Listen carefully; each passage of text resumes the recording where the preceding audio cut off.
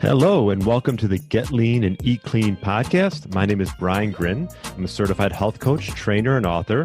And this podcast is for middle-aged men and women looking to optimize their health and get their bodies back to what it once was 10 to 15 years ago. I will give you simple, actionable items to get long-term sustainable results. Thanks for listening and enjoy the show.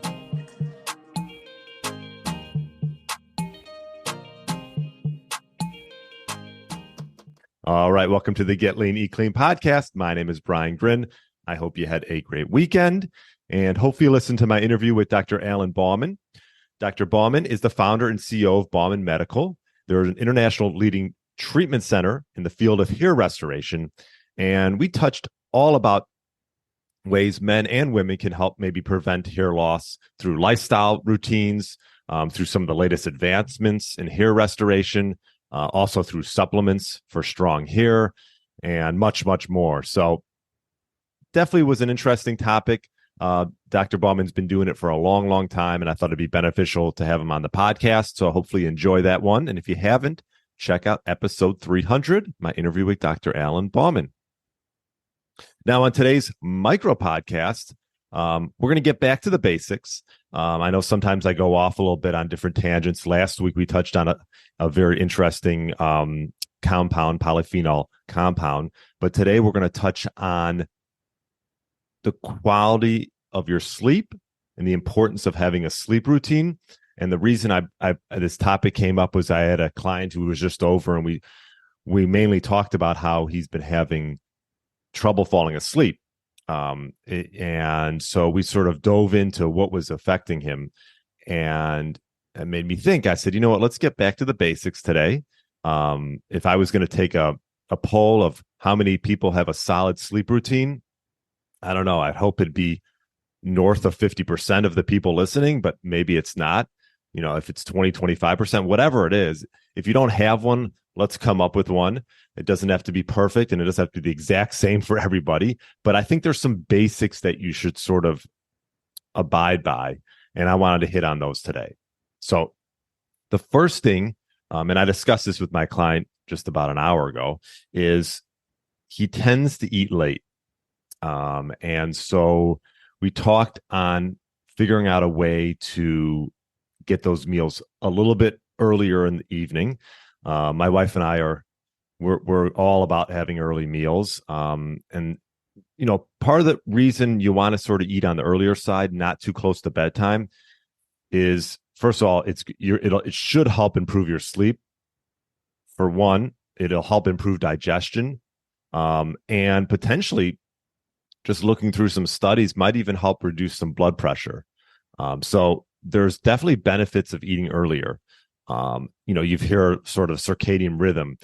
Now that it's getting dark so early, most of us have to eat and it's dark out. Obviously, ideally, if you can eat when it's only light out, that would be a great thing to do. But now in Chicago, it gets dark at, 4:30, and once we turn the clocks back. So that might be difficult. But let's just say if you're used to eating at 7 or 8 o'clock and you're trying to go to bed around 10:30, that's where the first issue could be. And that's something that he was doing, eating around 7:30, and then, sitting around on the couch watching TV.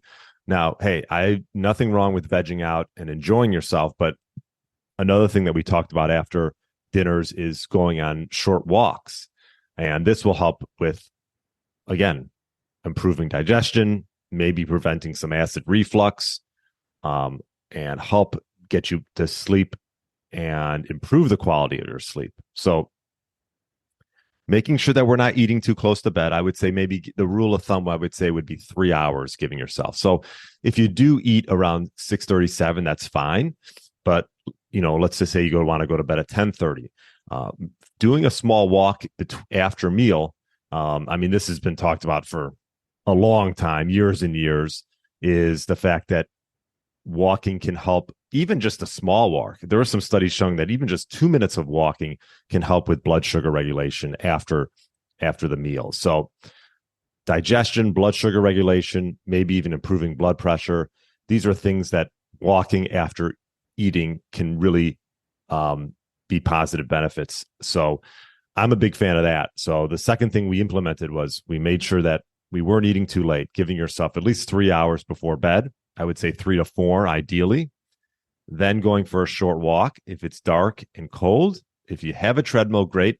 If not, maybe you walk around the house and just stand. I wouldn't just go sit on the couch and lay down or like sprawl out. And so those are the two big things we touched on.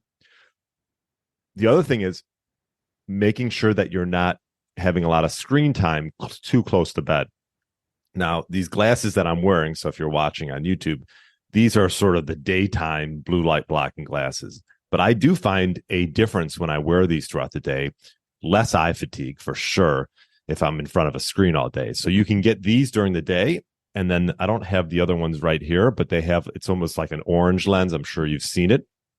Maybe one day I'll wear it for you just so you can see. But those would be great to have on. Typically for me, I put them on after dinner, like actually probably around 8 o'clock and later I'll have them on if I have to look at some screens.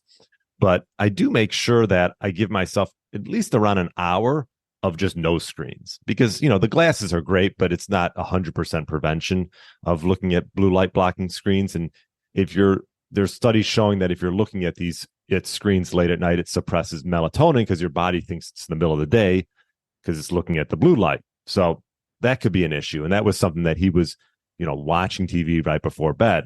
So we talked about, if you can watch some TV, but make sure you give yourself at least 45 minutes to an hour before bed to wind down. For me, sometimes I'll do a meditation, but a lot of times I'll actually just find a book and read, and I'll read probably not even close to an hour because I'll end up falling asleep. So it does help me sort of wind down. So perhaps find a book, read about 45 minutes or so before bed, and avoid those screens and not watch TV in bed. That's another thing is if you're used to watching TV in bed, maybe just have the bed be just for sleep, a cool, dark space. We have a TV in our room, but I've probably used it like less than 6 times, and we've been here for like 3 years. So I tend to try not to watch any TV while I'm actually in my bedroom. If there's going to be TV on, it's going to be in a different room. And that can help as well. Another thing we didn't even talk about, and I've talked about it with him in the past, is keeping a cool, dark space. So our bedroom gets between about 62 and 66 degrees, depending on what it's like outside. So, and we all know that our body temperature does progressively get warmer throughout the night if we're not keeping a cool temp. And that is the one thing that'll keep me up, is being warm. I don't know about you guys, but I do not like to be warm in the middle of the night. So my wife and I both agree on that, and we keep a nice cool temperature in a dark space with blackout blinds as well. So those are all the tips that I would say to have a great nightly routine and make sure that you're getting sound sleep. I'll go through it one more time. So we want to make sure that we eat as early as you can, 3 to 4 hours before bed, short walk after. I mean, this literally could be a 10-minute walk. Maybe it's around your house. Maybe it's on a treadmill. If it's nice out, go outside. Eliminating screens about 45 minutes to an hour before bed. And then just making sure that we're sleeping in a cool, dark environment. And hopefully your significant other, whoever agrees upon having a cooler bedroom at night. It's sort of nice with the way our temperatures are set. It gets cooler as the night goes on, and then it just caps out around anywhere depending on what it's like outside, between 62 and 66 degrees. So that's what we like it at. But anyways, if you don't have a nightly routine, a sleep routine, maybe this will sort of push you to do one and really focus on getting quality sleep. And this will help, obviously, not only with workouts, with recovery, and obviously eating better. I mean, there's links to studies. If you're not getting quality sleep, that's when we can actually gorge and eat a lot of junk food. So there's a lot of different benefits of this. Will sort of snowball into the next day. And so focus on the principles. And this is the main principle, is quality sleep. So hope this helps. Maybe this helped motivate you. If you don't have a nightly routine, let's get one. And yeah, I'm curious if you do have one, feel free to write in the comments or email me, brian@briangrin.com, and tell me what your nightly routine is like. Maybe I missed something. I don't know. But hope you have a great rest of the week. If you love the podcast, feel free to write a review. That would be great, so we can spread the word and help more people. So have a great rest of the week, and I will talk to you on Friday with another great interview. Thanks for listening to the Get Lean, Eat Clean podcast. I understand there are millions of other podcasts out there, and you've chosen to listen to mine, and I appreciate that. Check out the show notes at briangrin.com for everything that was mentioned in this episode. Feel free to subscribe to the podcast and share it with a friend or family member that's looking to get their body back to what it once was. Thanks again, and have a great day.